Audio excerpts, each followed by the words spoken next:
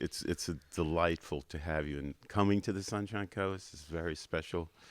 And I only met you through LinkedIn, you know, because of something you said that really connected with me, and you have, I guess, credentials being um, human rights attorney. Is that, if you can talk about that, uh, whatever it is you can bring up, maybe projects, whatever. What's your involvement? What makes you tick? Why are you where you are, as far as from perspective to contributing to this society, to this world in a way? Yeah, wow. That's everything in one question. Well, get you to talk a little Yeah, bit. yeah, yeah. I'll probably Yeah, talk a lot. Thank you for having me here. It's really good to be on it's my delight. your Yeah. platform, and good to see you again and meet you in Yes, person for yes, the yes, second time. yes. What makes me tick? Who am I? I'm at the beginning of a journey of understanding and embodying the role that I know I'm here for, which is the role of a lawman or a keeper of law. So in our heritage, which is so my mother is Coptic, which is a lineage indigenous to northern Africa, Egypt, and the Coptic people. It's complicated, but trace their lineage back to the Kemetic people, ancient Egyptians. My father is Nubian from Komombo in southern Egypt, and similarly, the Nubian people trace their lineages back to the Kemetic ancient Egyptian people too, although that's also a bit complicated. And one of the ways that I've discovered who I am and stabilized myself here is by learning about my heritage and ancestry. And I was initially very uncomfortable with and dissatisfied with being a lawyer.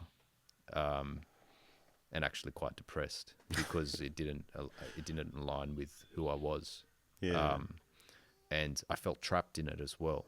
I felt like I had become a lawyer for good reasons and wanted to help people, and had a certain drive that I didn't fully understand to do it, but the practice of it was extremely painful and so painful that I became deeply depressed. Mm. And one of the ways that I reoriented out of that was by understanding what a lawyer actually is. What is the designation of law person? Where does it come from? And in our heritage, what did it mean? And that is a person who is a keeper of law, a person who advocates for, defends for what's true. Mm. And that's a very, very important role. And it's one that is particularly important in a society that is very distant from and disconnected from what's true. That meaning and that framing allowed me to become fulfilled and motivated to walk the path I'm walking now, which is the path of a lawman, a keeper of law. But I'm at the beginning of that path because I was trained as a lawyer in the legal system of this society that we live in.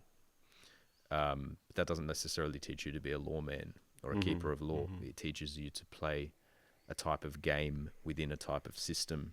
Mm. And I've become quite good at that. And that's important too, because that is the system that we live in the context of. Mm-hmm. And all of us are wrapped up to varying extents in that system, and that system is still a manifestation or an expression of law. It's this society's expression of what law is. So there's still a function and a role for that society, but there's a kind of a dual walking between two worlds where that's this society's manifestation of what law is. In my opinion, it's quite distorted and disconnected from what law actually is, which is a more natural form of law that all of our ancestors, no matter where we're from, professed and lived in accordance with in different ways. What makes me tick is walking along my path, my journey of learning what it really is to be a law person, what it is to be a keeper of law, and upholding that responsibility, which is a crippling responsibility, as best I can, for the sake of everybody and for the sake of my family and my ancestors and my kids and everyone around me. Yeah, it's when you were talking, it's just such a clear realization. You know, it's something that I've been saying recently. It's like, who are you serving? That's the bottom line. Who are you serving? When it's commerce based, Mm. you're really serving the money. That's what it is. It's a transactional. It's how do you make the money? A lawman is supposed to serve the law. It's about the bigger picture, Yeah. and it brings us. Yeah, it's a shame. Um, so I mean, one of the things that I've written here, um, if you can just clarify for the and trust me, you know all this stuff. I'm really curious to see from a law person. Um, you know, how do they see the terrain as far as laws? You have the natural law, and then you have the UN human rights and whatever laws. You have your state laws, local laws, tribal laws. How who has who's the superior one that is supposed to be protected by the rest, or are they all just individual, separate, unrelated? You cannot really make an argument from one to the other. Um, yeah. Yeah. Well, the word law in English stems from a Latin word that means immutable truth, and traditionally, law is just truth. Whatever is true is law, and that can mean. So one of the ways that we can understand that is by looking at nature, because nature doesn't lie. There are Mm-hmm. patterns in nature that repeat and repeat and repeat and Mm-hmm. repeat. There are laws that govern nature: Mm-hmm. life and death, birth, rebirth, transmutation. A lot of Gender, clarity, well, yeah, confusion. yeah. Even things like self-defense. Yeah. If because almost every single plant and animal has a mechanism of self-defense which it can utilize if it's being harmed. So there are lots of ways that we can identify the law of self-defense, the law of not intentionally harming others for the sake of harming them is a very important law in many cultures. Mm-hmm. Mm-hmm. But law is truth. So truth exists. There is such thing as truth. Now, not everybody has the same understanding of that truth. And in terms of different systems of law, different societies have created systems of law which interpret and seek to enforce that law in many different ways. In my opinion, many older human societies had a much more aligned system of law than today's, because the way that they were living was more in alignment with what's true. And I can explain what I mean by that. A lot of people ask me, like, what are human rights? Because I'm a human rights lawyer. Or what are Mm-hmm. human rights? Yeah. And usually what I say to them is almost anybody you ask that question to will give you a different answer, because it's dependent on your culture, it's dependent on where you grew up, it's dependent on the language that you speak, it's dependent on all kinds of things that will completely change your answer to what is a human right. So it's better to actually think about what's true, and what's one of the ways that we can form a measurement on what's true and then orient ourselves accordingly. It's by looking at our own experiences and the experiences of those close to us, and seeing what are practices or ways of living that are conducive with our well-being, and what are practices and ways of living that are not conducive with our well-being. Because everybody has a pretty good read on that. Everybody has a Mm-hmm. pretty good insight or experience into that. And it's simple things. Everybody understands that the quality of the food that you eat fundamentally affects your health and well-being. Everybody knows that Mm-hmm. if I eat a lot of processed foods, I'm going to become inflamed, I'm going to become sick, and I will probably die if I really eat a lot of it. If I spend too much of my time in a sedentary position, my body becomes disabled and inactive and decrepit. Whereas if I move with nimble dexterity regularly, like I'm built to do, then I will maintain my health and prosperity. The society that we live in favors a sedentary lifestyle. It favors processed foods. It favors obsessive commerciality and materiality. It favors disconnection as opposed to human relational connection, which we're built for and which we need. It favors looking into a screen, which damages our eyes and adds to the physical disability, as opposed to actually connecting with people face to face and going out into community and doing all the things that we're actually built to do. So it's pretty easy for us to come to a conclusion that the society that we're living in is not very well in alignment with what is conducive to our well-being as human beings.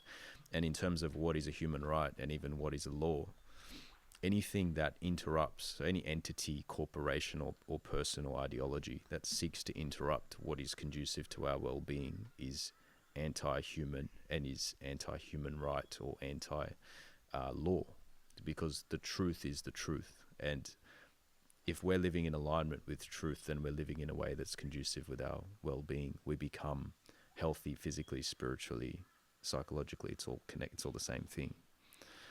Yeah, but okay, so I can see that there is a domination of a certain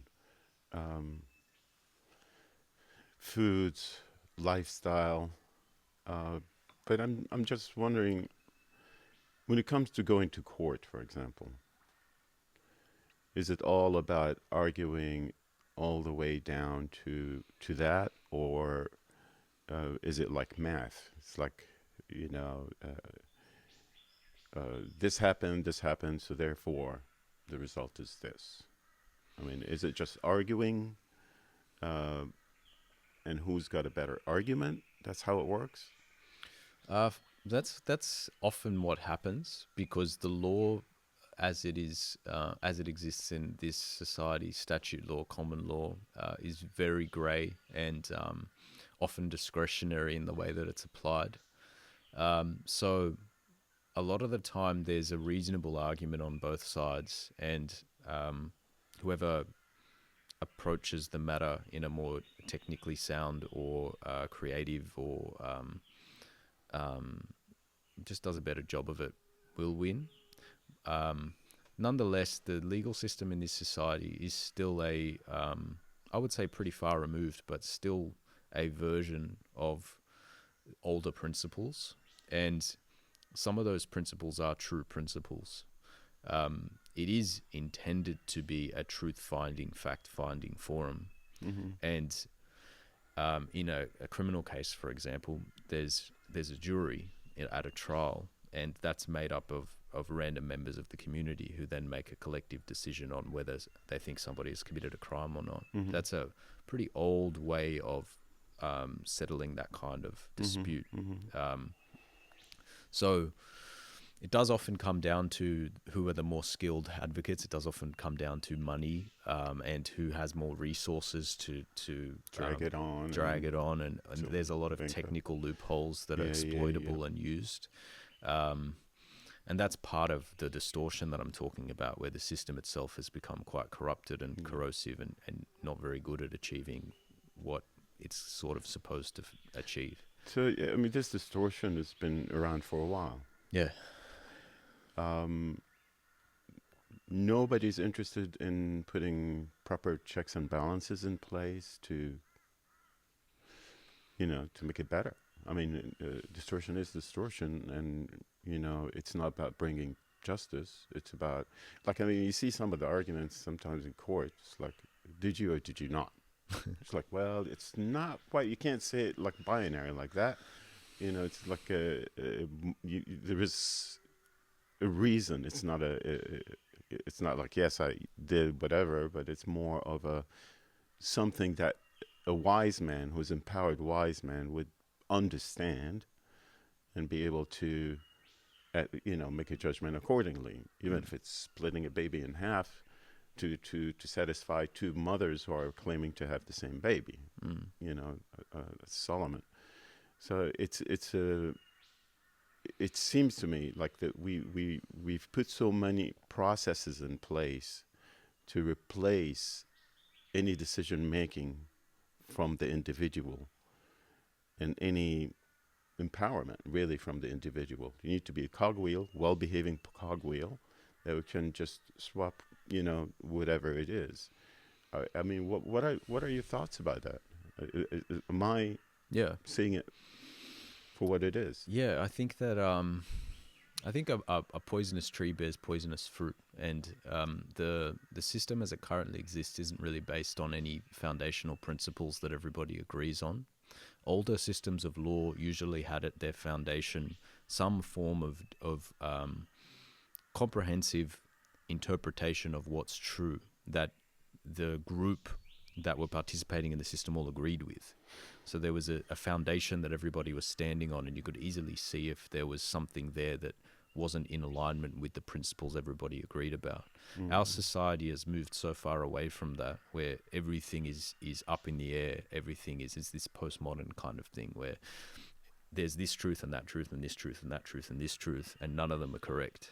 And therefore, everything is destabilized. Everything's constantly in flux. Anybody can say anything they want. Any government or governing entity can say anything that they want is true, because the people are so confused that they don't know what to measure them against. And they don't really understand who they are either. So they don't know when they're being manipulated. So the legal system is like that as well. And there's so much distortion and grey. Like Australia as a modern society, since the British came here, has never had any kind of doctrine or principled foundation. It was a prison colony that never had any authorization being here in the first place from the people who were here before that. And the Constitution of Australia, unlike some other countries like the US, where at least there are some rights enshrined in the Constitution, although it's not a perfect system, but here it's just a governance document, because it's like, we need to run the prison, and that's how the Constitution is written. So there, I mean, there are parliaments, right? And so they don't. I mean, there are constitutions for each state. Yeah. So are they just inherited from Great Britain as the Commonwealth sort of? No. The Australian the federal constitution and the state constitutions are all quite different to the UK's, and they were based on the people who wrote them at the time studied constitutions from around the world, and Australia, being quite a unique country in the way it was founded, thought, how should we write a constitution? How should we approach it for the purposes of Australia? And what that meant in the context of what Australia was at that time was it's a very process-driven document about how to run the federation, and in the states, how to run the states, and what are the states' responsibilities, what are the federal government's responsibilities. There's nothing in there that is about what the people are entitled to, or even what it actually means to be an Australian. Are there any collective principles that bind the people that live on this land? I think that there's two reasons for that. One is more practical, which is they were prioritizing procedure and operation because they had to, because all of a sudden they're trying to build a society. And another reason I think is a bit more esoteric, which is even though the British said that nobody was here when they came, everybody knows that they already knew that there were people here before they came here. There's clear documented records from the 1600s that the Dutch knew, the British knew that Australia was occupied at that point in time. So, 200 years before the British came.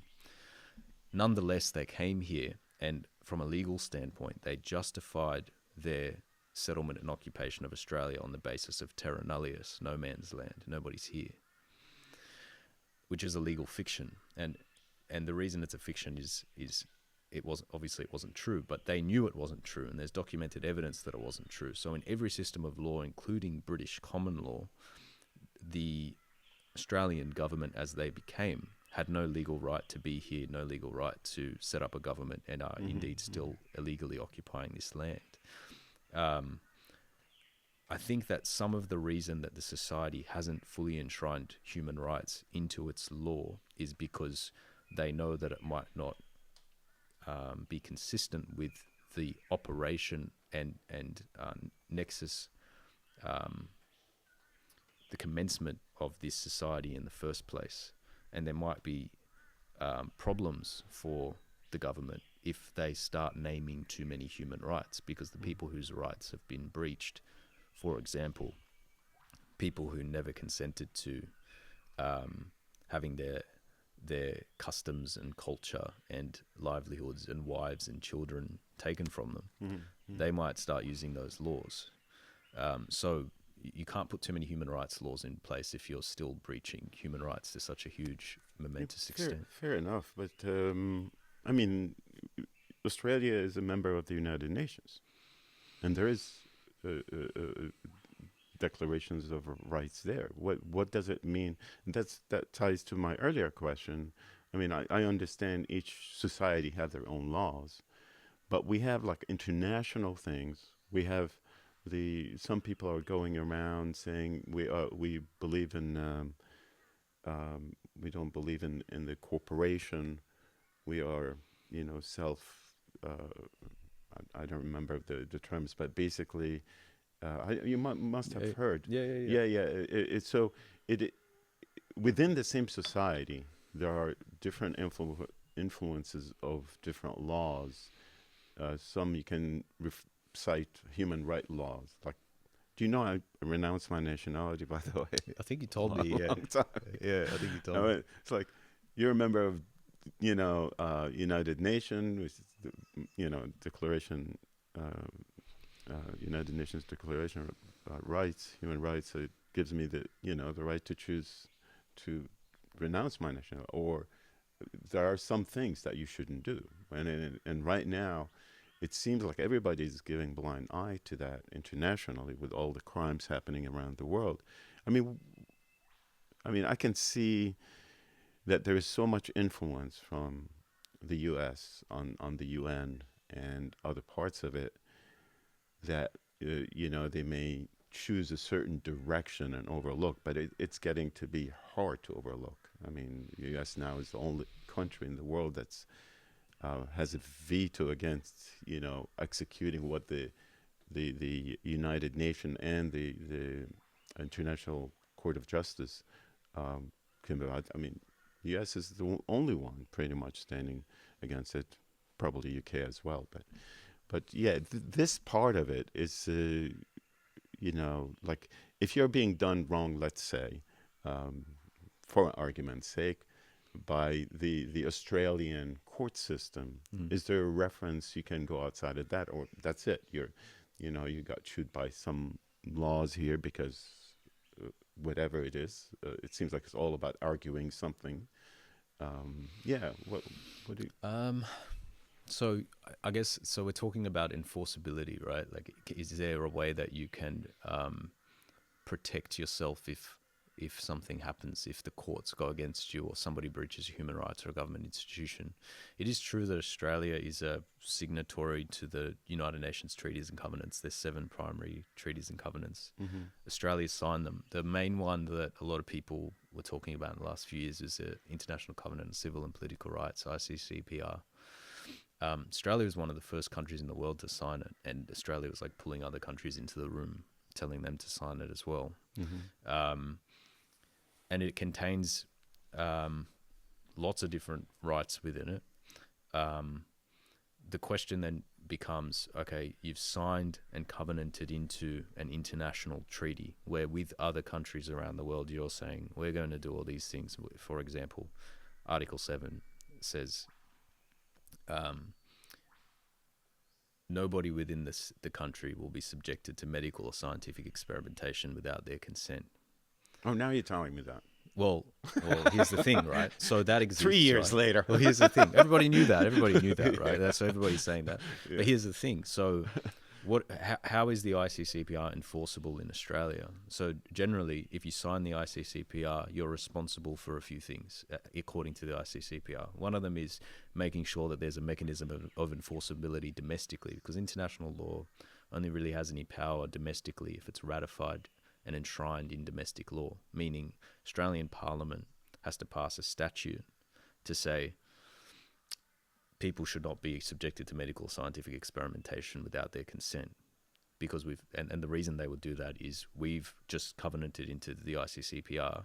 This was in the early 50s, but we just covenanted into the ICCPR we are now obligated, as per international customary law and principle, to enshrine that into our domestic law. It won't be any surprise that that hasn't happened. So even though in the ICCPR that's a non-derogable right, and there's not many of those left in international human rights law, although older human societies always had non-derogable human rights laws, meaning no exceptions. These are just what the human rights are. The United Nations treaties and covenants after World War II, they've all got exceptions in them, but leave that aside for a second. Australia has pretty much domestically enshrined almost none of the human rights that we've covenanted into internationally. The only ones that are pretty well protected, the only things that you could call human rights that are pretty well protected in domestic law are discrimination, privacy, although it's enforceability.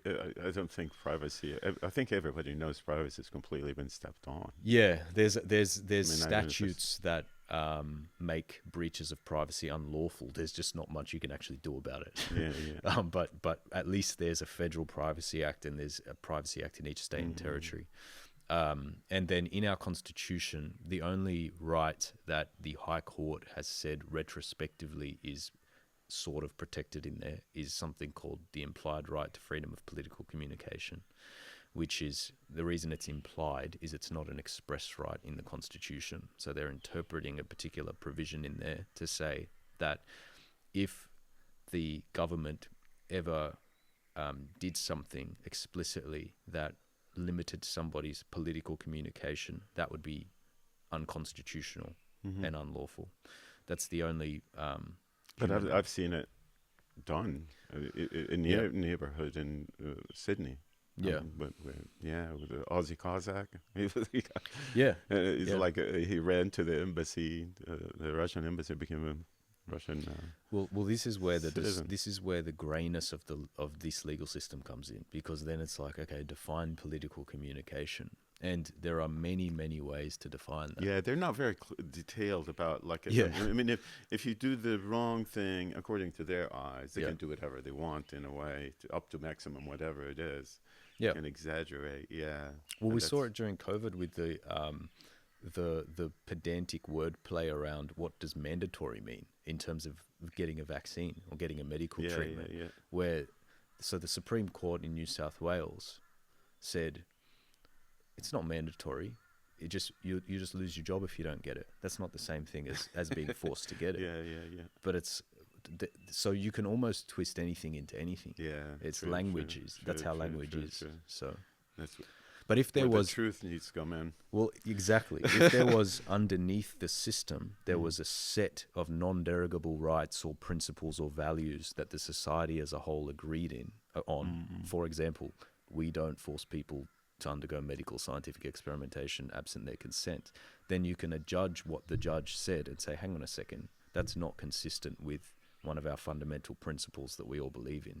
And then it's easy to determine whether it's right or wrong, but we don't have that. Yeah, but I think that the problem with almost everybody who's got good intentions and doing their part is they trust the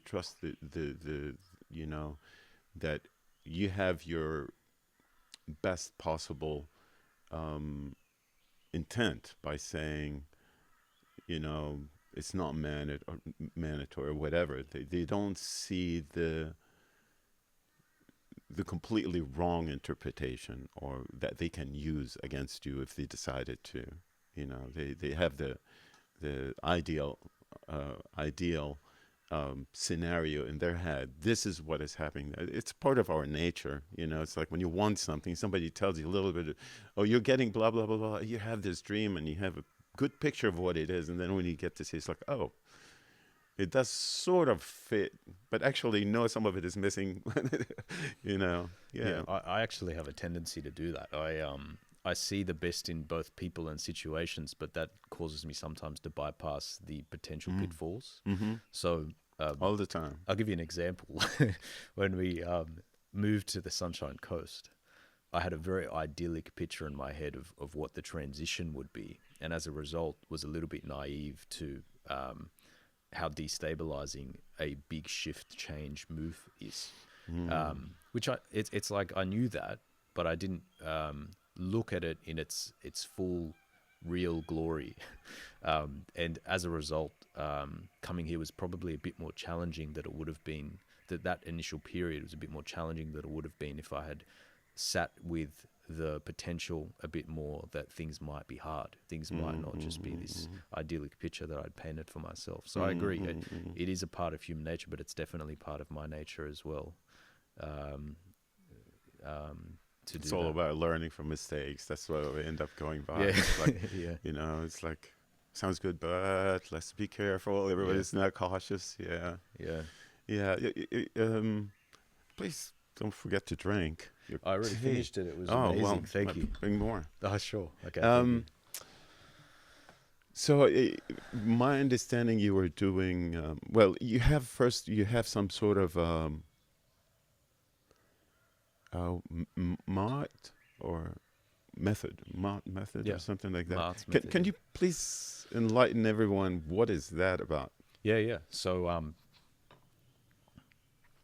So I used to work as a human rights lawyer for a government-funded human rights legal service before I started Maat's method. That was where my most recent job before that. Before that, I was working in a mix of plaintiff and defendant firms and working on like institutional abuse cases and some other stuff. Anyway, Couple quick examples of institutional abuse, like there's a disgusting and widespread history of pedophilia here in this country, and it has infected almost every institution. And there are hundreds of thousands of people who, when they were children, they were abused in state care. So there were lots of, not so much anymore, but in the 60s, 70s, 80s, there was a lot of state-run institutions for wards of the state where children would be removed from their families and put into these kind of like boarding homes, boarding schools. So lots of state-run institutions, are also religious institutions where there was just rampant, unchecked pedophilia. And don't get me wrong, there's still a lot today as well. So those people, often after 20, 30, 40 years of not talking about it or so we were talking about the victims. The victims, yeah. Victims, survivors of that. They so you're representing victims? Or? Yeah. To seek compensation for, you can't even quantify. You can't even put it. It changes their life. Yeah, I mean, not that. Yeah, that was the first type of law that I did, and then from there I was offered a job in like a large commercial law firm, and I knew I didn't really want to do it, but I thought I would learn quite a lot by being there and seeing the way that the large commercial firms operate and doing the litigation, large scale litigation, all that kind of stuff, and did that for about a year. But that was when I got really depressed because it was just so far away from who I was that I couldn't tolerate it. But I did learn a lot. Anyway, when I was in the human rights work for the government-funded legal service, that was when I really had to decide, am I going to compromise on who I am and what I believe in, or am I going to make a little bit of a scary decision and go all in on who I am, which meant leaving that job, which was secure employment. It was during COVID as well, so I was getting in trouble because I was like speaking out and doing stuff because I didn't agree with the mandates and all that. Bad boy. Yeah. So I was getting disciplined, and I knew I had a choice to make, like compromise on who I am or be authentic and just be brave and step out and start my own thing, because there's no other law firm that would hire me at that time with what I was saying and what I was doing. So anyway, made the latter decision and started Maat's method. Maat is Is it initials or is it a name? It's a name. So Maat is a name of the female deity from ancient Egyptian mythology, or Oh, I Kemetic. should have known that, but That's all right. Yeah, Kemetic spirituality and mythology. And so in ancient Egyptian spirituality, there is one divine force, but that divine force, that God, is represented in many different forms. So it's not polytheistic. Some people think it is, but there's lots of representations of different elements of the divine. And Ma'at is the representation, the female representation of truth. So if you've ever seen the scales of justice, the lady holding the scales, it's in a lot of courtrooms. That is an appropriation of Ma'at, because the story of Ma'at is that when you die, when your body dies here in this life, your soul, your ba, goes to something called Ma'at's Hall of Justice, and you walk through the Hall of Justice, and on the walls are reliefs of all the deeds that you did throughout your life, all your actions and everything that you did throughout your life. And when you get to the end of the hall, Ma'at is standing there with a scale, and on one side of the scale is Ma'at's feather, which represents truth, and the other side of the scale is empty, and you put your heart on the scale, and if your heart is lighter than the feather, then your soul passes on to the next iteration of your journey. And the reason why I call the firm Maat's Method is because I'm trying to represent and embody and advocate for that truth. And I'm also on my own journey through the Hall of Justice. So my inner journey of learning to become who I am is mirroring what I'm doing in the world. And that's how I know I'm doing what I'm supposed to be doing, even though it's not easy, and I sometimes, often actually don't really enjoy it. But because I know I'm supposed to be doing it, it gives me the motivation to keep walking. nice. Yeah. Yeah, it sounds like you have a lot to learn from, especially in regard to my ancestry, because I haven't. Well, we've been cut off from it. Me too, right? Yeah. So we've been cut off from it because, like many places around the world, I mean, you grew up in Egypt, but you didn't learn about this stuff. Yeah. And it's because the current ruling government in Egypt doesn't have any knowledge or respect for this stuff, because it's not their stuff. They're from somewhere else. So just like the British came here, the current government in Egypt came from Saudi Arabia and the Arab world, and it's not their heritage, it's not their history. They're not from that place. So we don't get taught. Like, my parents have no idea about ancient Egyptian history and spirituality and mythology. They can't teach it to me. So I have to go to tombs and temples and read books to learn about it. Whereas it should be the case that our old people tell us and teach us. The history. It's so terrible. I mean, you did open my eyes, in your last visit when you said, well, we've been occupied all this time. It's like, yes. I mean, people don't realize. I mean, Arab is from Arabia. Yeah. Arabia is not even where Syria is, not even where Iraq is. It's below that. That's Arab, and that's where it got propagated. And the reason people like us saying indigenous is because you didn't convert to the new religion, so you didn't mix with the Arabic, thing that was going around, which is natural. Yeah. But yeah, it's really interesting. Yeah. Well, that's it's a story that's common to many people around the world.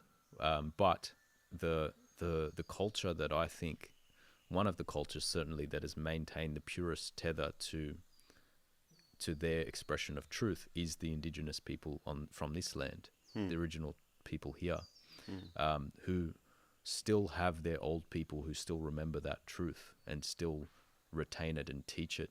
They've been attacked so severely that there's a lot of trauma and a lot of pain, but nonetheless they survive and continue and maintain their customs, their rituals, their practices, and their expression of truth, which, being a lawman, is part of the reason why I think I'm here, because one of the laws of our people is, if you're on somebody else's land, although they don't, the concept of ownership is not an indigenous concept, but when I say somebody else's land, when you're in an area which is in relationship within custodianship with another group of people. You go to their old people and learn their law, and you practice accordingly. So one of the ways that I am trying to align with my path and my journey is to connect with the old people here and learn and understand a bit more about their law, so that I can I'm not one of them. We have our own law, but walk in custodianship with, walk in right relationship with the land that I'm living on. I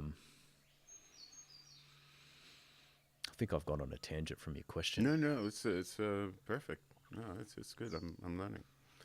Yeah, and I hope a lot of people are learning too. I mean, for me, I know that in my journey, I just couldn't relate to Egypt anymore. I felt like it was something foreign being shoved down my throat. You know, the Arabic class would be all based on the Quran, where we have the Bible, and Arabic was so difficult. It's just not practical.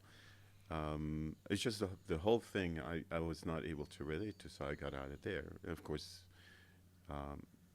in my journey now, it's like, in a way, I try to shed a lot of indoctrination, you can say, deprogram myself.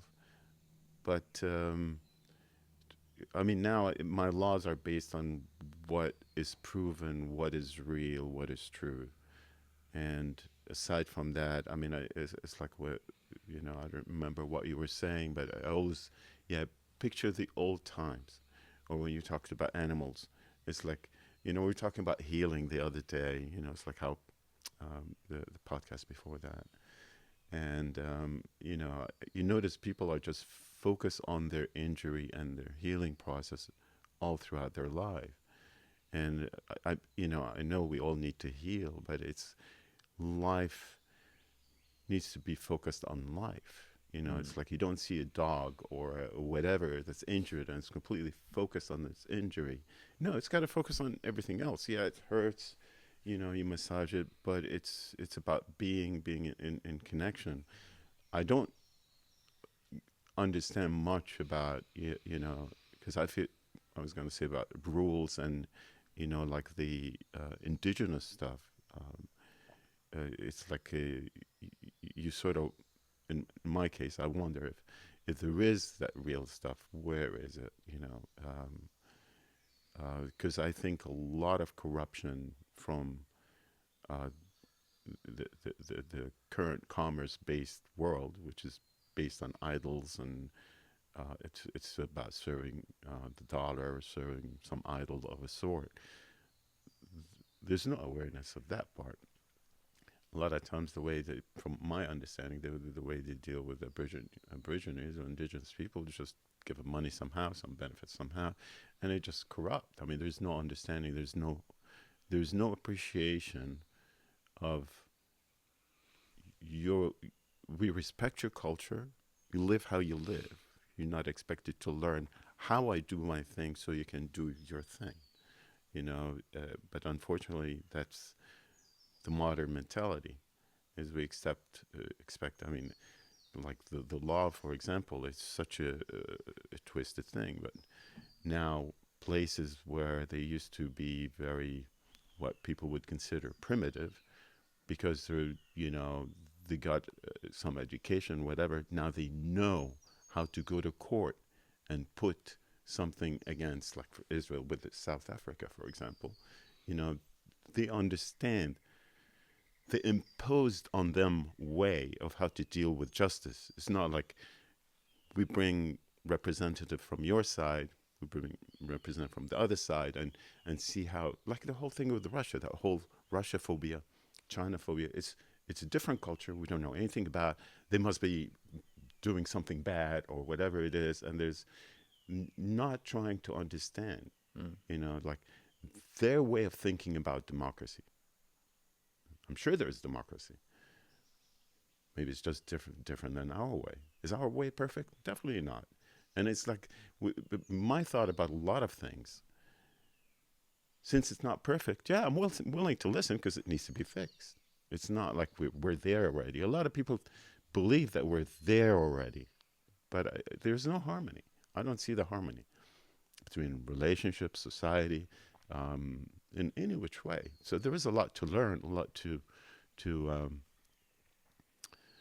figure, a lot of stuff to figure out. I think. When you say a lot of people think that we're there already, where? Well, the person who would tell you, well, we have rules for this. This is the way it's done. Right. It's like, did that really work for Oh, you? okay. You know what I mean? It's Yeah. like we have such a belief, a trust in something that we've built because we've built it, Yeah. versus understanding that, hey, we have cultures that are thousands of years old. Mm. So when they come with a certain way of life, maybe there is a reason for it. I mean, I know I rejected it when I left Egypt. Mm. It's like I'll learn everything from scratch. Mm. There's nothing that's shameful. There's nothing that's bad. The badness is from me. It's my projection. It's more of, what is there. Learn from it. Don't have a judgment. Yeah. Yeah. Yeah. I think one of the great lies is or one of the great myths is the myth of primitivism, which is this idea that we're living in the best society that's ever existed, and everything prior to now is primitive, and the further back you go, the more primitive it gets. Yeah.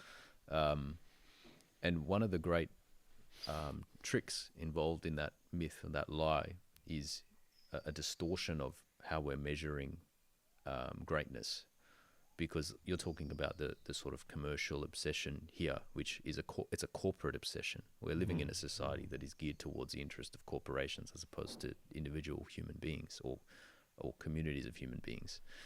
And in order to maintain that without an uprising or a revolt, you have to convince the individuals and the human beings that it's in their interest, that the corporatization of the society is actually a good thing. And how do you do that? Oh, this is amazing. We're the best. Everyone else sucks. We're better.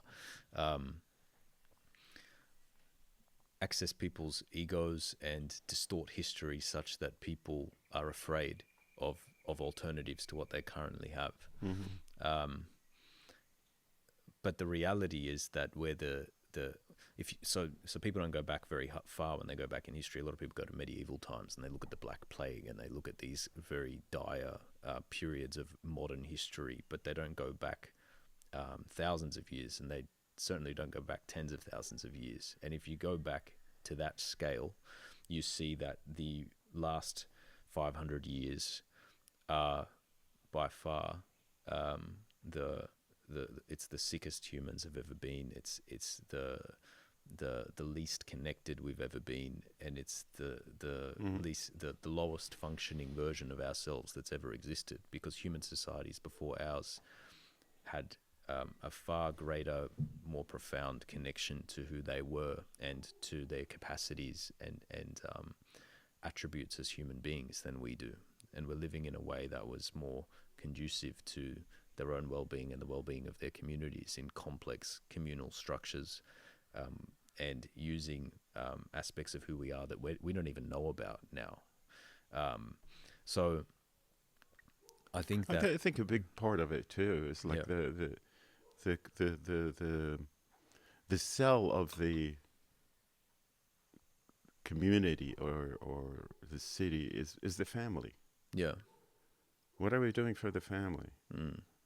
It's more, I mean, it used to be the guy would provide for the rest of the family, so they nourish. There is something that's called that world of that family.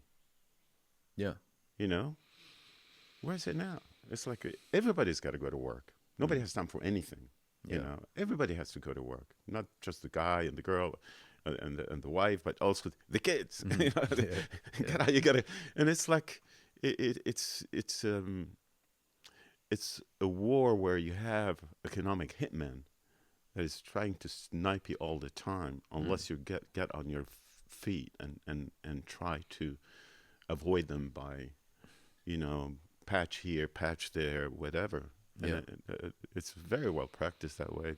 It just destroys the family and the whole new image now with the the non-binary stuff. It's like, what happened to family?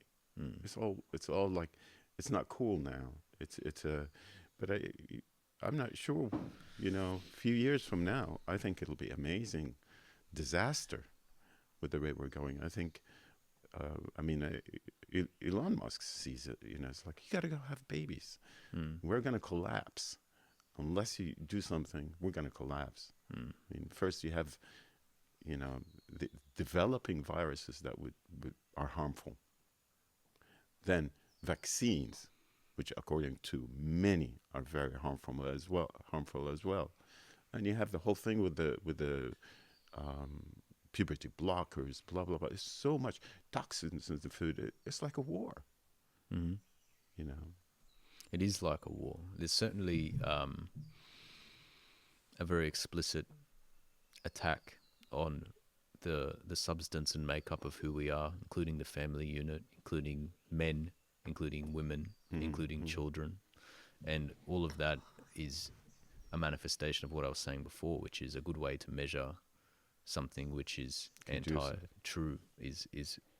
Does it operate in a way that's conducive with who we are as human beings? You're right, the family unit is fundamental to our well-being biologically. A lot of our neural pathways are built around partnership with, we're men, with a feminine counterpart. And as men, our ability to father children and the parts of our brain and neurology and body that come online as a result of that hormonally. And the only way to self-actualize as a human is to live in right relationship with other human beings and other family members around you. And when you have a society that desecrates, does two things. So you brought up this idea of non-binary, which is obviously a hot topic at the moment anyway, because of what I do believe in non-binary thinking. Yeah. Like, you don't judge. There is a lot of variation. Yeah. But we're born. Look at animals. It's like you made a reference. Animals. It's natural. I'm not saying, we are wired differently, and you have some, off whatever. That's fine. It's whatever you do behind whatever. But I think part of living is accepting the body you're given. Unless there's something, unless something is really nagging and it's really harmful. But anyhow, I didn't mean to. No, that's all right. The way that I approach this topic is from the perspective of my and our indigenous law, which is, I should say something about that. I love studying history and studying different cultures and different groups from around the world. When I'm talking about, let's say, indigenous law, sometimes that comes across as exclusionary to people, especially European people, where they might think he's talking about an us and them. All of us are indigenous to somewhere, and European indigenous people had the same law, the same truth as our people, as the indigenous people here. If you look at the stories from Celtic culture, Gaelic culture, Germanic culture, all European cultures, it's the same truth. It's the same characters, the same themes, expressed in different ways. But this is not an exclusionary way of thinking. The ancient human story is one which involves human societies that lived more in alignment with truth, i.e. more in alignment with what is conducive with our well-being than our current society does. So when I look at the gender issue, in our culture, masculine, feminine, male, female are divine designations, not human designations. They are intricately designed and designated functions which are sacred as well. The role of a man, the role of a woman, the interplay of man and woman. So one of the images a lot of people know is the Ankh. The Ankh. It's the key of life. Yes, the key of life. So it's a semicircle, and then like there's a cross underneath. Yeah. With an oval on top. So what that actually is, what it represents represents lots of things, but yes, the key of life. But what is it? So there's the shaft underneath, which represents the male anatomy, and then there's the womb, according to the proper translation, up the top. And the key of life itself is the shaft underneath the womb, man, woman, masculine, feminine. And the shaft plays a particular role, the woman plays a particular role, and through their marriage, through their cooperation, and through their right relationship with one another, life literally flows, and we generate human beings, and we manifest new beings in this reality that we're in. They come through the woman, through the womb, but a man is an essential part of that process, obviously, by entering that womb. So what is the cross? Lots of different translations, but it's probably the children. So the children, the life that comes That's out of that. That's the first time I hear it like that. Yeah. So, man, woman, womb, and the children that stem from that, and then there would be other unks next to that, and you form a village, a community of. Have you seen a piece of art or something that has like a whole bunch of unks next to each other? Yeah. So why am I saying all of that? Because we've come to a place in our current society, we're so divorced from those fundamental human truths, are we, that women are currently being made a mockery of, which, pursuant to my heritage, is offensive. I believe in the sanctity of femininity and womanhood. How are they being made a mockery of? Somebody who is born a biological man cannot don the costume of womanhood. It's a sacred costume that only God can bestow on somebody. We don't get to make that call. It's a divine designation. That sanctity, that sacredness of womanhood, if that was something that was properly institutionalized and educated in our society, this issue would be framed very differently, and people would approach it very differently as well.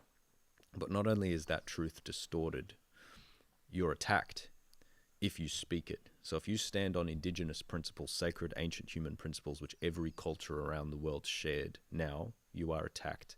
You're said to be somebody who you're full of hatred. You're full of. You're right. It's not about judging any. It's not about judging any individual person. I don't have hatred for anybody in my heart. I only have love in my heart. So it's not religious. It's more of indigenous. I mean, I'm just trying to address those who don't believe in religions and feel like, oh, there's no God. What are you talking? Oh, this is all blah, blah. I think religion. What is a religion? It's a framework through which you try to view our existence here. It's a framework through which you try to interpret truth. I am referring to what a lot of people might call a spirituality. Let's say Kemetic spirituality. But it's just a label. They're just two different frameworks for viewing our existence here. For the people who like labels. So yeah, well, I mean, I don't. Unfortunately, a lot of Yeah. But It's I don't world. have any problem with religion in the sense that it's a framework which you're using to interpret what's true. So I grew up as a Christian, and specifically as a Coptic. Yeah, we both did. Yeah, Coptic Christian, which is an ethnic minority in Egypt, I said my mum's Coptic, and my mother's Coptic, right? So we're Coptic. The Coptic people are indigenous to Egypt. However, when the Romans came and they brought Christianity, the Coptic people took that on and became Christians. So now in the Coptic church, the calendar that's used is still the pharaonic calendar, but it's a Christian religion. You have communion and Eucharist, and you learn about Jesus and Mary, and it's very, very similar to Catholicism. It's in its teaching. Its ritual is quite different. You know, the equivalent of a church ceremony goes for like 3 hours and everything's sung. But I grew up in that, and it's a framework through which you view existence, and the truth is in there too, in many ways. For example, in Christianity, in the Bible, Jesus says that we are made in the image of God, in the image and likeness of God. That's an ancient idea. It's an expression of an idea, which is that we are fragments of the divine, as the Hindus would say, in much more eloquent depth, but that we are fragments of a universal human consciousness, and each of us is a node in the network, or a a knot in Indra's net. That Mm-hmm. that it's in Christianity as well. And there's lots of examples of that. You know, in the beginning was the Word, and the Word was God. The power of manifesting through the Word. In ancient Egyptian spirituality, one of the representations of God is Ptah, Ptah, and Ptah is a manifester, a creator, the representation of creation, and the way that he creates is through thought, then word, then action, and it's a process that goes in that order. And in the beginning was the Word, and the Word was God. Word is a fundamental element of creation and manifestation. We speak things into existence as humans. One of our unique traits as human beings, where we have frontal cortexes that are capable of complex speech and language. So religion is a framework through which you can view existence and truth. However, like many institutions in relatively modern times, I think that all of the major religions have become corrupted and have been manipulated such as to dominate and assert power over human beings. And it's not necessarily because of the religion itself, although they're all different, and that, you know, you could have an argument about what are the pros and cons of each philosophy, which is a whole thing, which, you know, I'm not an expert on them. But the way that those frameworks have been applied, I think that the major religions have become institutionalized and corrupt and corrosive and have caused a lot of damage. But for individual adherents of those frameworks, they can be very beneficial. For example, my mum, she is a devout Coptic Orthodox woman, and it gives her a supreme degree of strength because she has that faith. And although her life to a third-party observer would look pretty difficult, she's happy and content, and that strength comes from her faith. So I don't think there's anything wrong with religion. It's a framework through which you can view existence. It gives you that fundamental set of principles, which, if they're non-derogable and sufficiently known about in society, can help to mitigate a lot of the problems that we currently have from a lack of authority and a lack of principle, a lack of truth. But the religions are relatively modern, the Abrahamic religions, for example, and the Eastern religions, Hinduism and Buddhism. But prior to that, you had more animistic spiritualities and mythologies. What do you mean animistic? Animism is the knowledge and acknowledgement that everything is connected, everything is animate. So nothing exists in isolation from anything else. And in fact, it's not really the two nodes that are indicative of what's happening. It's the space in between. It's the relationship in between. So if you look at a tree doesn't exist in isolation. It exists in harmony with the soil and the bacteria and the fungi and the other trees whose roots share nutrients. And that's the nature. One of the laws of our existence here is that law of pattern and that law of relationship. Everything exists in relationship to something else. Sorry, what was the question you just asked me? I lost my train of thought. I was talking about religions. Okay, animistic. So most of the older spiritualities are more animistic, and that's always drawn me and been appealing to me because I can feel it and experience it. And when I started learning about Kemetic spirituality in particular, which is what our ancestors 10, 20,000 years ago were practicing, I knew, this for me is an expression of truth that I really resonate with and that matches my experience here and that I want to learn more about. And it's something that I use to orient myself in life. But it's not like it's not the kind of thing that you build your identity on and then refuse to consider other things, which can happen with religion. It's not like that. It's a framework through which you view things, and then you can still look at other frameworks, and you can still think about Christian ideas or Islamic ideas or Hindu. You know, I love Hinduism. It's a beautiful philosophy and a beautiful religion as well, spirituality. So anyway, I read the Mahabharata And I didn't really get into the religion part to understand it better, but it seems like Indian people are so warm in general. There's a lot of love there, and I think reading the Mahabharata and reading the Bible, um, I think the ethics were more um, sort of glorified in the Mahabharata. Mm. With the Bible, it was like difficult people. It's like one kills brother, then generation after that, they cheat, get the blessing from the father for this kid, not this kid. Yeah. Then another generation. Da da da. That's the one that we put. The Christianity and Muslims and Jews believe in. But it's a I think chosen ones like it's I think they're getting a lot of attention because they're maybe the difficult ones. Yeah, because I see there's a lot of love. Although you see the Buddhists, whatever. I think religions in general, it's not the religion that's going to connect you. Jesus was never about exclusivity. If anything, he was more into inclusivity. Mm. So the connection is a connection. It's a matter Yeah. of getting there. If you find a framework that works for you, great. If you do whatever it is, but we go through phases and we probe around, we look around. I think again, it's all who are we serving? Yes. Are we chasing our desires I admire that you have that thing where it can just resonate and you're able to follow. A lot of times I don't. I'm afraid I'm manifesting things that I want to follow. That it's my desires. It's like I believe the power of the mind is very strong in that we can manifest things. We can be so biased. We can be talking about the truth, and you have two biases, and you just can't see face to face because, we resonate with our rationale and common sense, and we're sincere about it. But because we want that one result or the other result, Mm. it makes us not see eye to eye.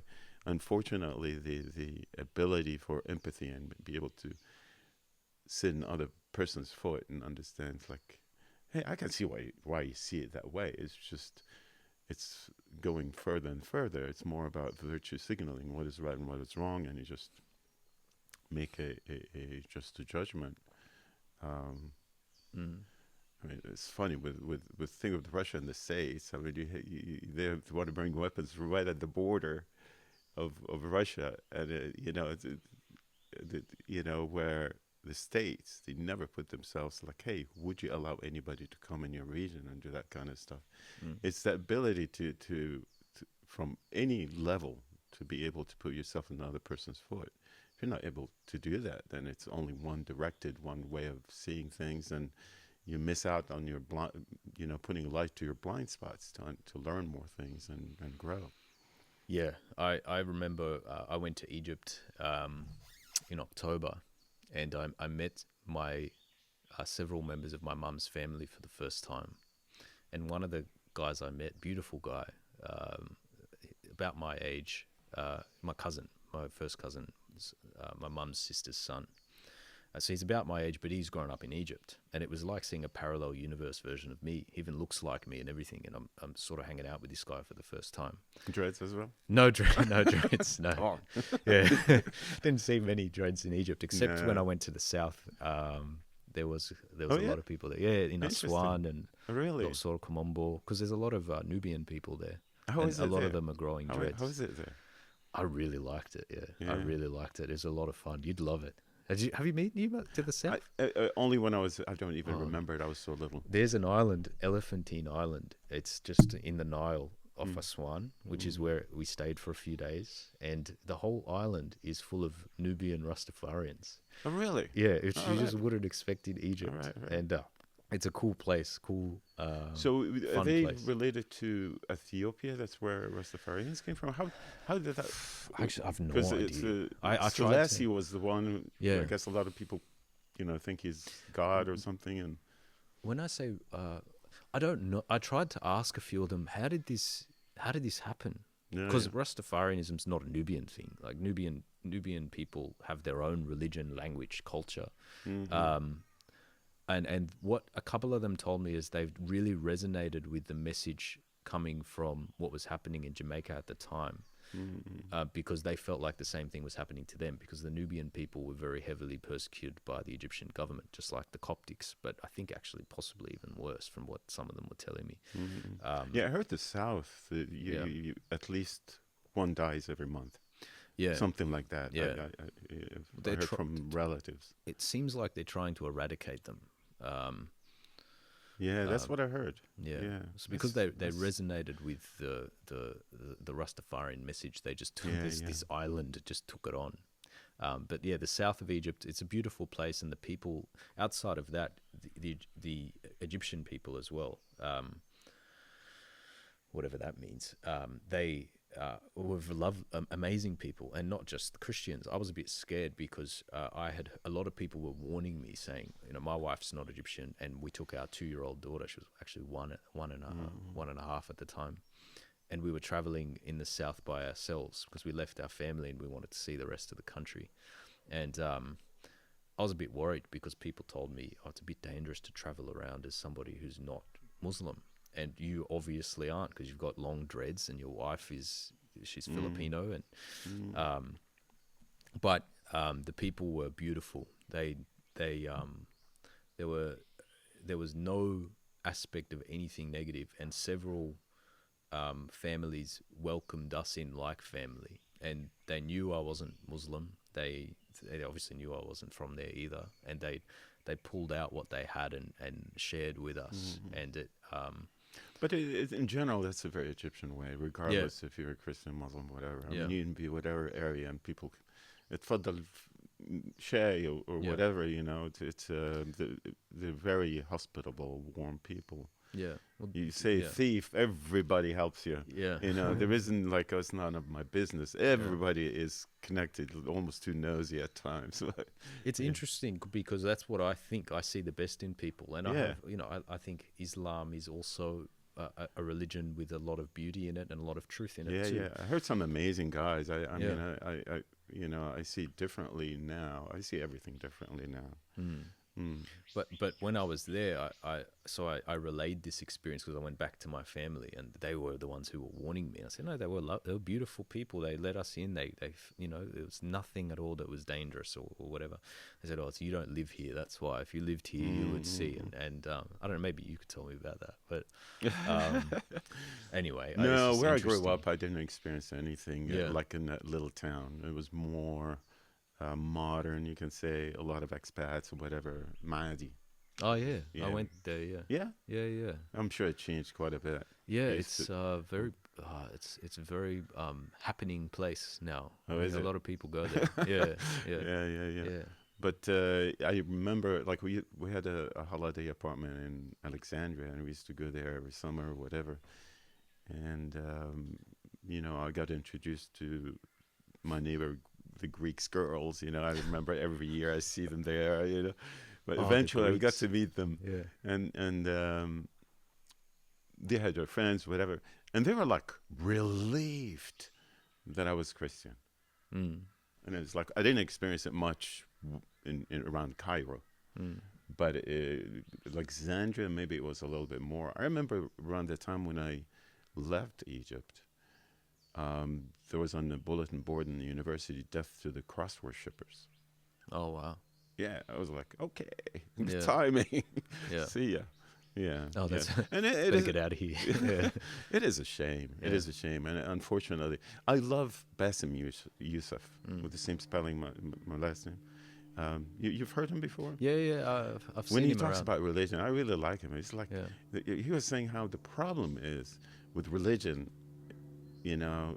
It's all about what the other people is doing. It should be all about what I'm doing. It's not about what other people are doing. It would solve itself. Yeah. If you just worry about your relationship. Yeah. It's like I remember in Ramadan, after the futar, it's wonderful. But during the day, you shouldn't act happy.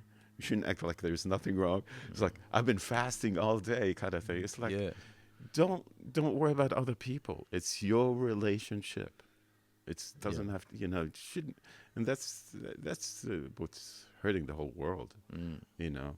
And it's like you want to be, female, male, male, whatever. That's your thing. Don't. I don't have to do anything, and that's the problem. Is it's about you doing something. There's Chris Dugan.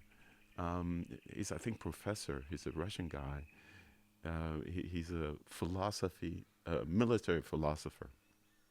He was talking about authoritarianism, and he was saying how you have those countries. Every country has its rules, but the problem is when they come with something that's different and new, then they impose it on everyone, and that's where you see the authoritarianism.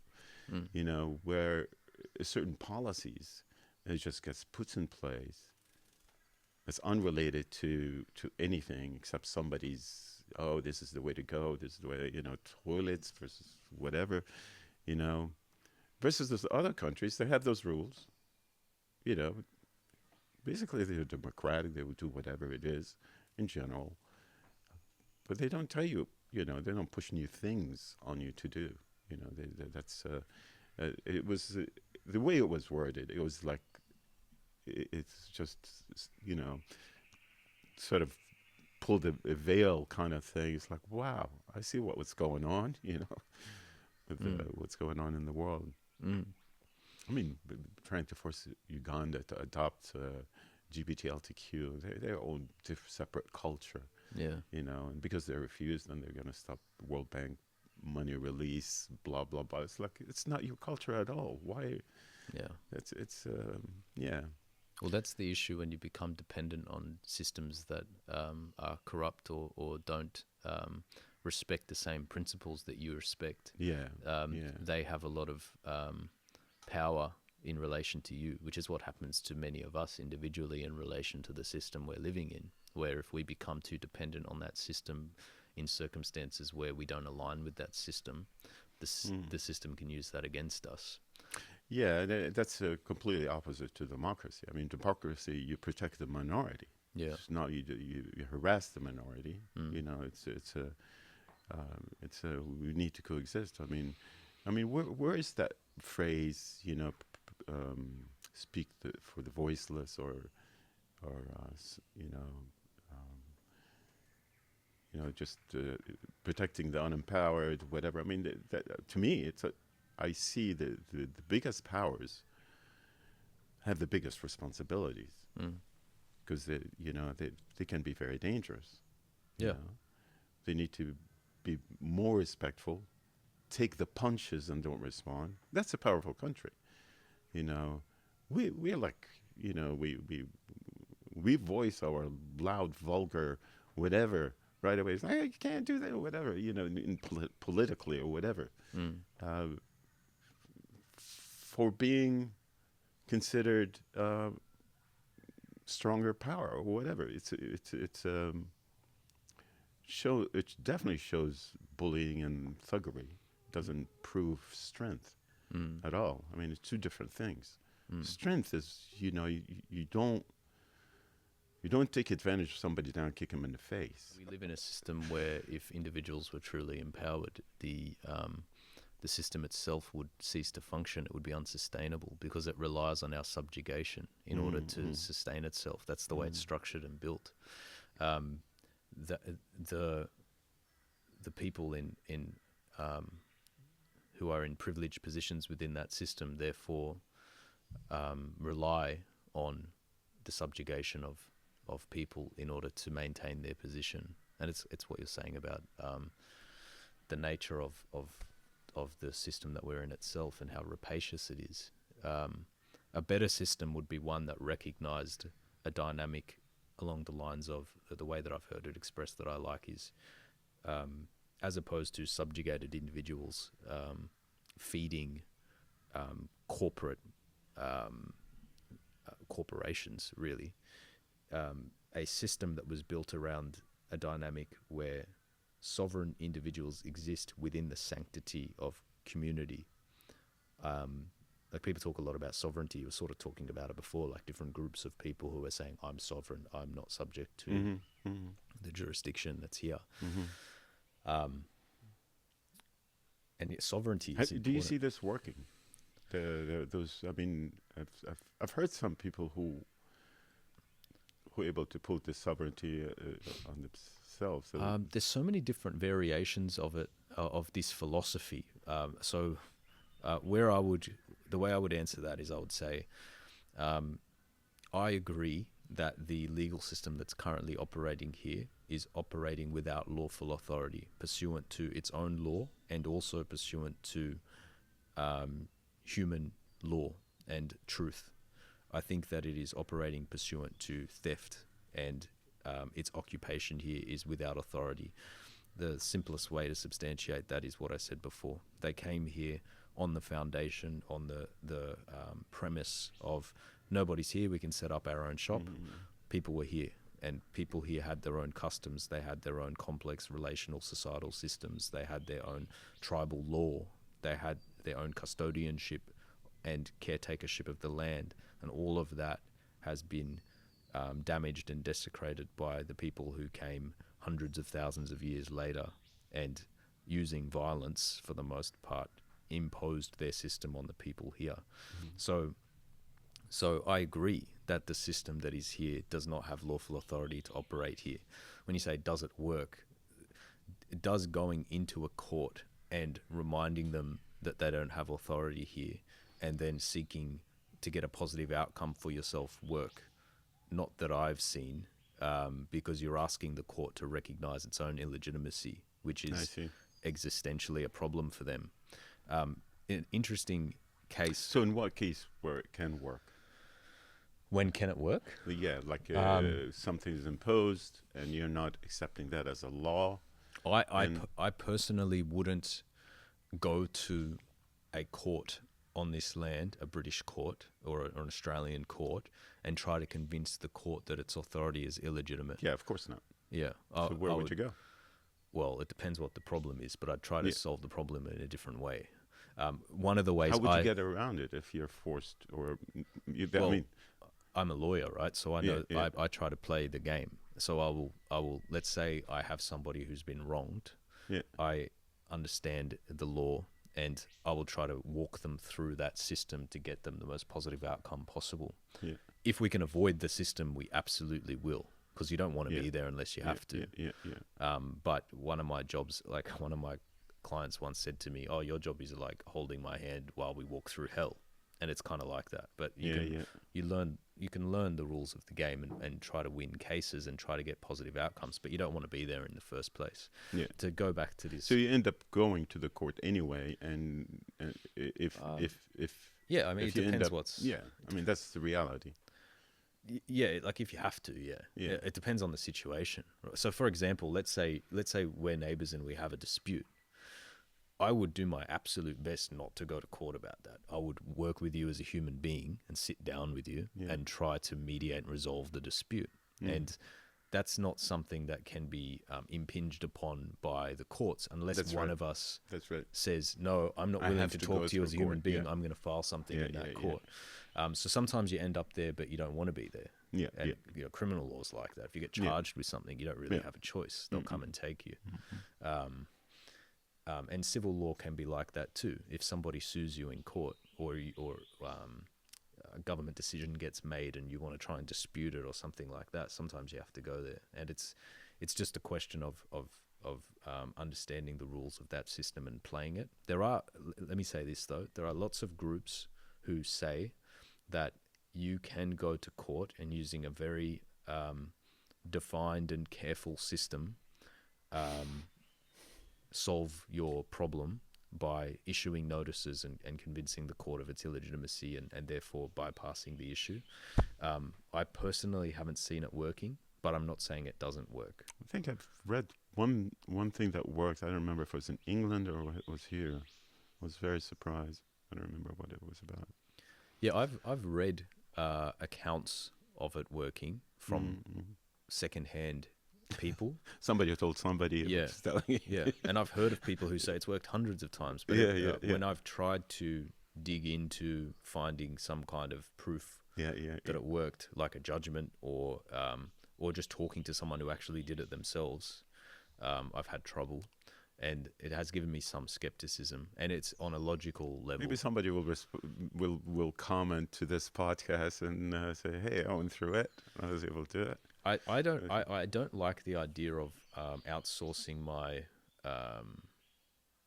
responsibility to the legal system anyway. So I don't want to ever be in a position where I have to rely on the legal system to solve a problem for me. I want to look internally instead and operate according to my own authority. Going to a system and asking that system to recognize its own illegitimacy, to me, is always going to be very difficult. There was a case, Mabo #2, which some people would know about, which is a land rights case, famous land rights case in the High Court, where Eddie Mabo and his people were granted native title to some of the lands that they were trying to seek. Actually, it wasn't exactly about that. It was kind of a side issue. But anyway, it's in that area. So the High Court, that's a really interesting decision to read, Mabo #2, because the High Court deals with this question where it's put to them that Mabo and his people have a form of customary title or ownership of the land that predates the British. They were here first. And do we recognize that or not? What does that mean if we do? We haven't treated with them. We haven't asked them for permission to be here, right? That question comes up in the case. And the highest court in Australia says, look, we acknowledge that they were here before us, and we acknowledge that there is a customary form of ownership that they have. And they say, let's say that their ownership, their sovereignty is here, and the Crown has its ownership and sovereignty, which it got by nature of occupying Australia. And they don't go into much detail about what that meant or what that entailed. And they say, we believe that ours is higher than theirs, but we acknowledge that theirs exists. And we can't talk too much about the nature of the existence of theirs, because as the highest court in the land, if we question any of the fundamental principles which give us legitimacy, it might actually destroy the system that we're living in. So they talk about this concept called the skeletal norms of the legal system that we're in, the foundation blocks of which give the system legitimacy. And they say, as a court, we don't have the authority of the jurisdiction to question those fundamental blocks, because it might knock over the whole thing. Interesting. It is interesting. So the courts have got to this point where they're saying, we're not going to make a decision against our own authority and legitimacy, obviously. That's what they're saying, right?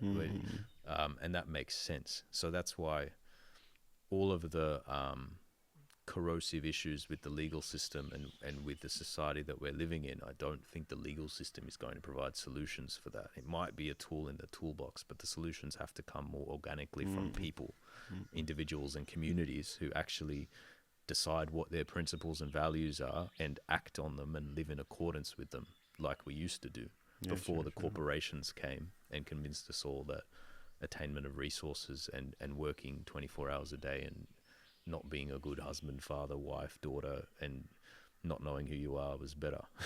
Yeah. Maybe you can share a little bit about what it seems like you've been doing stuff with indigenous folks and around Sydney. You're in connection with some people doing work with them. If it's okay. No, I don't mind.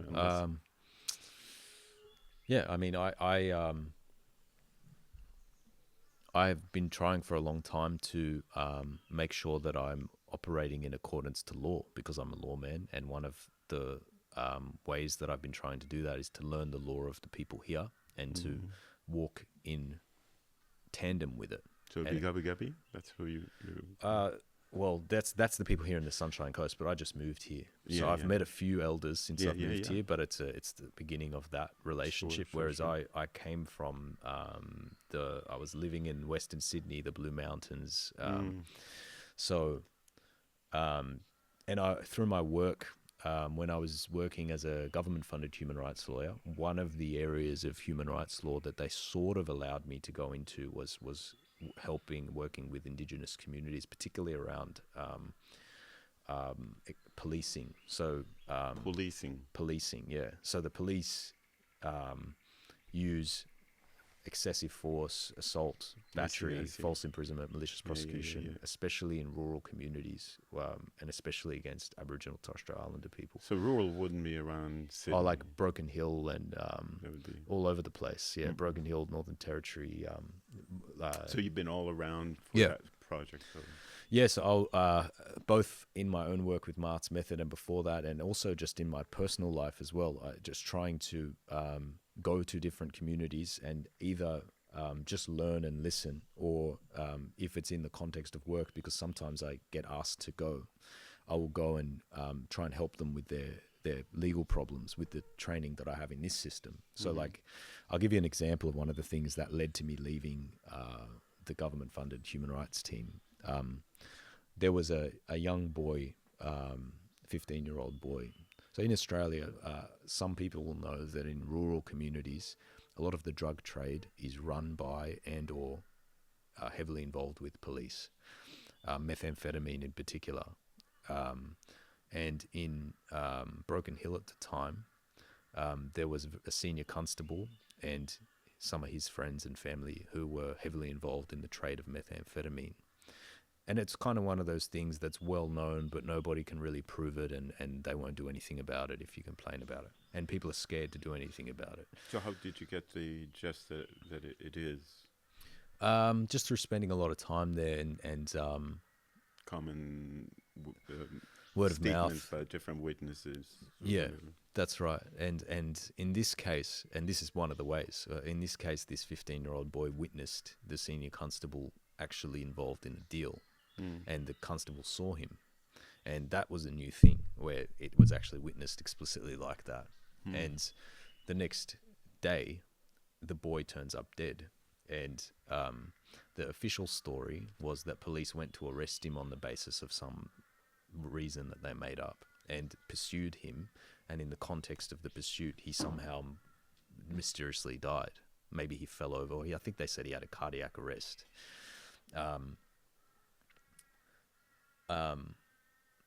I knew from looking at the scene of the incident and talking to family members and witnesses that he was killed by the police.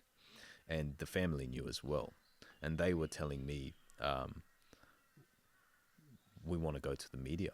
And I was saying, yeah, go to the media. Because the thing that I was supposed to do through my work was to do like a claim, like a compensation claim. And what that would result in, if it was proven, which I think they would have distorted it anyway, is just money.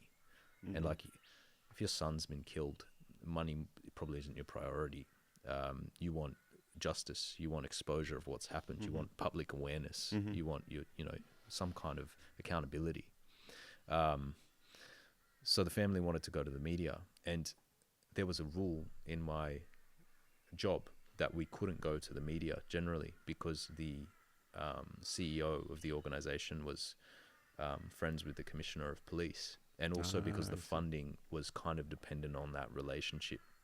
And going to the media would be something which would actually cause quite a lot of change. If, generally speaking, if the media catches on to something, it does generate enough public outrage that there is a change. People power is always everything. And that's one of the reasons I left, because I just couldn't abide by that kind of restriction on what was clearly the right thing to do. But that's like an example of the type of, so I would, as a lawyer, I'll do civil claims. So it could be a claim against the police or another government institution. It could be discrimination.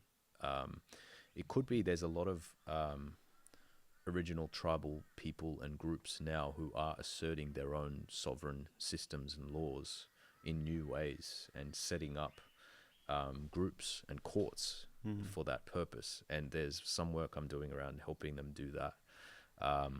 But on a personal level, I'm just trying to build relationship and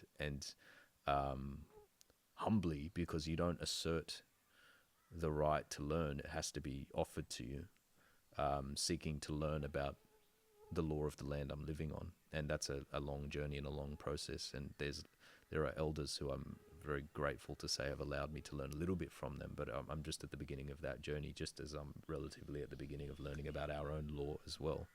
But as a law person, that's ultimately what my path is: learn law, and then possibly, if I get to a point of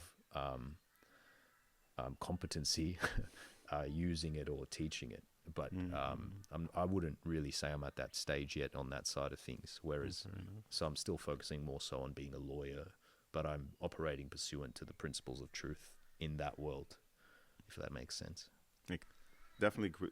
And it's not just for the duration of COVID. It just opened my eyes in a way where you see how things are being shaped. You see it. Yeah. You see it. It really, you can see it. I'm not trying to be spiritual or whatever, but it's how it's manifesting, how the shaping of a society is happening. I think that it's one thing seeing the lie, but you can get stuck in there and then just live a life of, oh, everything's bad. Oh my God. But then the next thing is, okay, the illusion around me is an illusion, or everything around me is an illusion. It's not real. So what is real? I think that's the next step. Like, that's why I say self-actualization. Like, who am I? If I'm not what they're saying I am, who am I? And if I'm not supposed to do what they're telling me I'm supposed to do, what am I supposed to do? That's the journey that we're on. And we're living in the time in human history where we're the most disconnected from that knowledge. Who are we and what are we supposed to do? We are fundamentally disconnected and disempowered from that knowledge. And our old people don't remember it for the most part. But increasingly, people are coming more into communion with it and rebalancing, and it's getting better. It's COVID was a huge catalyst for people getting back into gardening, or like it can be very simple things that help connect us with who we really are. Connecting more with each other, realizing the importance of face-to-face connection as opposed to talking over Zoom or whatever. And when we were talking about spirituality and religion before, it's not like you have to get your connection to truth from a spiritual or religious framework. It can come from the way that you do things on an everyday basis. Like, spirituality is how you do things on an everyday basis. It's not some like distant amorphous thing that's up in the clouds. It's not necessarily meditating on a mountain. It's like, I'm going to be a good father. I'm going to be a good husband. I'm going to be a good wife. I'm going to be a good daughter, whatever. I'm going to plant amazing avocado trees and banana trees and all the trees that you have here, and tend to them and care for them and cultivate a space around me of peace and harmony. I'm going to be a person who exudes kindness and who interacts with people from a place of authenticity. And, all of that is spirituality. And people are finding meaning in those practices. And you were talking about why you're doing things. People are reorienting themselves around that question, as opposed to just being brainwashed and doing what the corporations and the media tell them to do. And that's the journey that we're currently on. And a lot of people talk about the Great Awakening. Like, there's all the definitely. I mean, people used to say that, and it's like, come on. I mean, I'm able to see, but I can see the depth of it. Is a Great Awakening, and to be honest, it's funny. When you mentioned spiritual, to be honest, I've been turned off to the word. I've been turned off to using any words where we have concepts around, because I agree with you. The like, spirituality isn't, it is whatever. It's different. Our understanding of, when you experience it, to relate to a bunch of concepts that, we've been fed growing up. And in saying that, it's funny when you talked about being a father, being a family, because I've been like a realization I had like maybe a month or so. It is the best worshiping. Here I am talking religion language. It's to be who you're meant to be the best way you can be. That who you're meant to be. We have the imagination of being realized and flying or hiding or whatever it is, but It is about the moment. It is about, carrying your ethics while you're living your life, Mm. and the roles to have commitments to you got to live up to your commitments. It's not about, oh, I want to do this now. I want to do this now. I want to, which this is today's society. Mm. It can't handle, they're very short attention kind of thing, where it is holding on to like what you call divine, to that gift that you're given, and you respect it and practice it. That's where you put the respect and to others from that level where it's another human being, that connectiveness of let's say God or whatever it is. But it's like there are no words to describe those things. It's something that you live and you experience.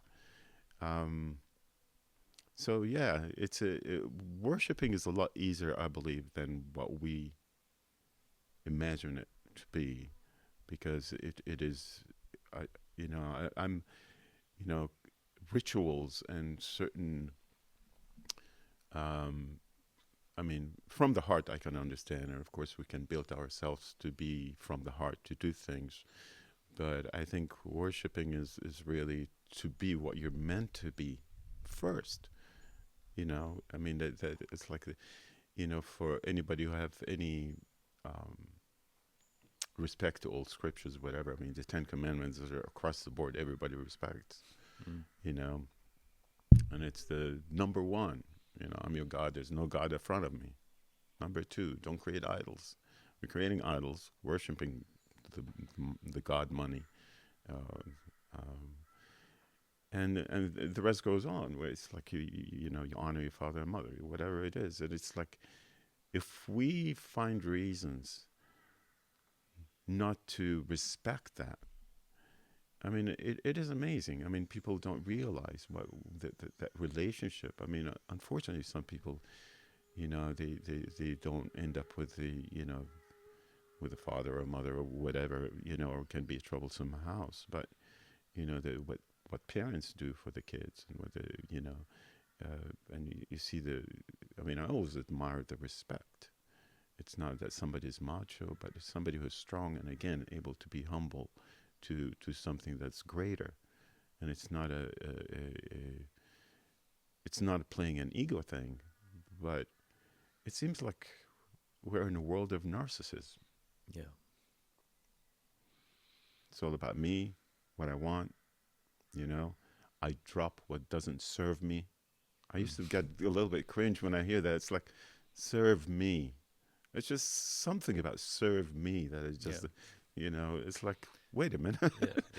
It's bypassing the community aspect of being a human being. Mm, There's a sovereignty of self in the sanctity of community. You can't have one or the other on its own. mm, It doesn't work. It doesn't align with who we are and how we operate. Like, it's not all about me. It's about me in the fabric of us. yeah. And Yeah, what yeah. does that actually mean? So that it shifts the way that you make decisions. Because if you're a relational human being, i.e., you acknowledge the animate pattern and connection between all living things, then you make decisions accordingly, which take into account not just yourself, but the nodes in the network around you as well, possibly the whole network itself, because you're a part of that fabric. Mhm. Yeah. But I mean, it's just a whole thing about it, that me thing. I mean, who are we serving? I mean, it just makes it ugly. We Mm. always put the question, who am I serving? I'm putting this out there. Who am I serving? I'm doing this. Who am I serving? If it's me, it just doesn't feel right. Doesn't. It's serving humanity. He's serving. I mean, community is humanity. Your ethics is humanity. Your drivers are sort of, if it's from a humanitarian place, not a commerce place, or to help me out with my feature thing. I mean, yeah, this can be done, but it feeds into itself. But I think, here we go. We use spiritually. It's I get rewarded a lot more when I serve than, you know being served. It's like I see how awkward you become when I give you something. It's like, ah, I don't want to take your food. But that's beautiful. That's how we're meant to be. It's not about me. Oh, I get this. you know, it's like, yeah. Once I've had this girlfriend, it's like, oh, this is very nice. Oh, did you get me that? It's like, stop. It's not pretty. Yeah. So, anything you want to share about what you want to advertise about what you are going to be doing here in the Sunshine Coast? Uh, p- uh, Reaching for something. The reason I came to the Sunshine Coast is because I recognized that there were a lot more people here who are on their walk through Maat's Hall of Justice intentionally and consciously than where I was before. And people who are on the journey of self-actualization or more connected to who they are and to the world around them in a more authentic way. And I want to live in community. I don't want to live in isolation, because sovereignty of self without the sanctity of community doesn't work. And I'm raising kids. I've got a young family. Yeah, for sure. And in that, I want to live around other young families. Did you find a home? Well, we're currently renting with another family who moved with us, who are really old friends, originally from Sydney, but they were living in Brisbane for a few years. And they I call him my brother, Darren, and his wife, his partner, and they've got 3 young kids. Okay. And that's the start. So that's in Caloundra. Yeah, near there. Yeah, so that's the start of a village. But we're looking to move in the next 1 or 2 years to try and find some pretty cheap land somewhere and build from there. But I came here just to continue my own journey in the hall and my own journey in life, and I recognized that the environment that I was in wasn't serving me, and nor was it serving my wife, nor was it serving my children. So we've changed that to try to just progress to the next stage of our own journeys, which then manifests in what I'm doing in the world. So I don't have anything to advertise. If you're interested in what I do, there's our website, which is www.maatsmethod.com.au. MAATS method.com.au, and that'll sort of set you in the right direction. I'm just looking to connect with like-minded people. We're about to have another kid, so my time is limited at the moment. But after the you say you have 2 months to go, or what? Yes, so the baby's due roughly the start of October, end of September. Right. About 6 weeks away. A boy, and we've got a 2-year-old girl. Excited about that. And I should remind me to forward you maybe some of the music events if you wanted to. Find similar people. I'm definitely looking to connect with people here, like we've connected, and just learn more about this place. It's a beautiful place with lots of different little pockets and areas, and I can feel the power of the land. I think it might have to do with the mountains. It is amazing how many pyramids are around here. Yeah. There's actually pyramids down the road from here. Yes, I've seen them. I saw a couple. It is amazing. Well, I think that's why so many conscious people have come here. Northern New South Wales and the Sunshine Coast and the area in between is always where I've always known I wanted to come to somewhere. I was thinking Northern New South Wales for many years just because I was more familiar with it.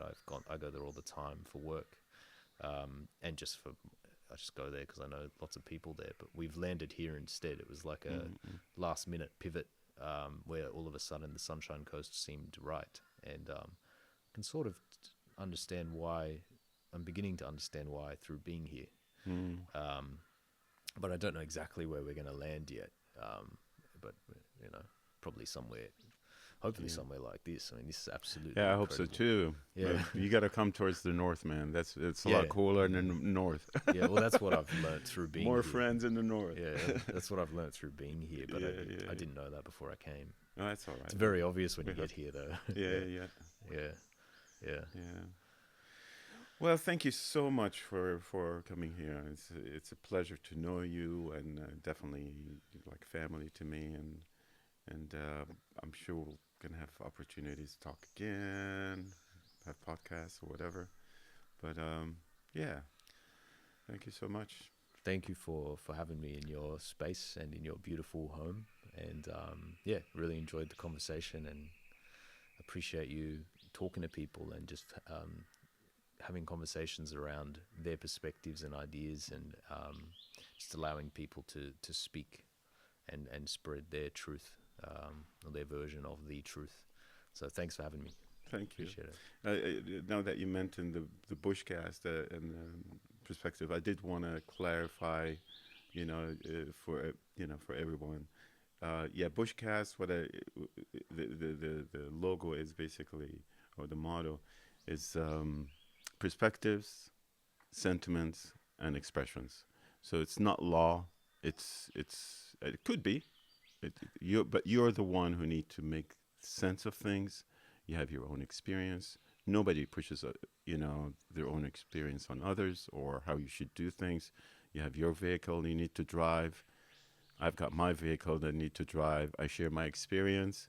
So does Peter. So does all the guests. So thank you if you enjoy this, and thank you for listening, and wish you the best.